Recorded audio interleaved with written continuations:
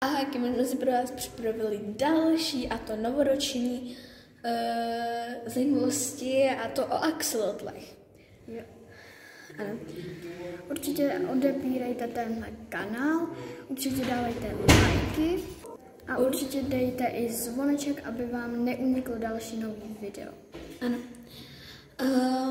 My můžeme jít snad na to, ne? No, můžeme. Tak jo. Takže axolotly, rybičky, nitetěnky, pantenky či plžích. Ano, takže pokud nevíte, co to jsou nitěnky, tak vám tady výjíždějí nitěnky. A různě prostě tyhle ty věci. Patenky a rybičky určitě víte, co je. Ano, rybičky. Tak, dopřát mu také můžete larvy, komáry, žižely či šváby.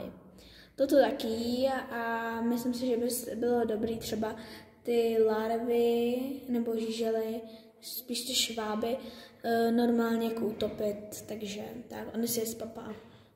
Jo. Ano. Na jednoho dospělého axolotla by mělo připadnout asi 40 litrů vody. Ano, takže kupte 40-litrový akvárko a pokud jich bude víc, tak rozhodně kupte třeba 60-litrový. Mladší jedince třeba krmit denně, dospělejším, pak už stačí krmit jen 1 až 2krát týdně. Takže teda malýho krmte denně a toho většího už krmte 2krát, 1 týdně, ale pokud ho budete krmit třeba víckrát, tak se vám víc bude kazit akvárko. Tak. Axolotl se dožívá až 25 let. Ano, takže spočítejte s tím, kolik vám je let a jak dlouho se dožije. Jo, mně je teda 11 a já bych měl teda asi do 35 let. Nějak tak. Takže takhle. Nebo 34, nevím. S axolotlem nesmí žít žádná ryba nebo další živočich. To znamená, že prostě když k němu dáte rybu a bude žít s rybou, tak on tu rybu může sníst, takže na tohle si dáváte opravdu bacha. On sní různě takovýhle maso jí a tak.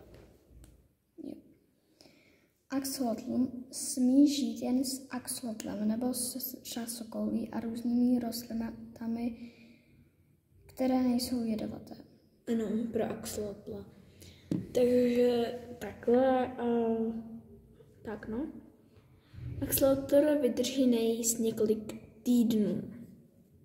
Takže tak, ale poradši bych ho, třeba když jedu na dovolenou, tak bych mu tam dala trošku víc toho a vyčistila bych ho určitě. Za rok vyroste až o 20 cm.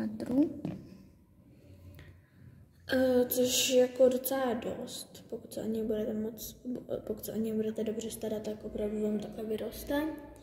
Axolotlu je až 30 druhů a je na vás, jakého si vyberete. Takže doufáme, že si vyberete toho nejkrásnějšího a toho, který se vám fakt bude líbit a si kterýho budete mít radost. A napište nám dolů do komentářů další zvíře, který bychom měli udělat, nebo od který by vás něco zajímalo.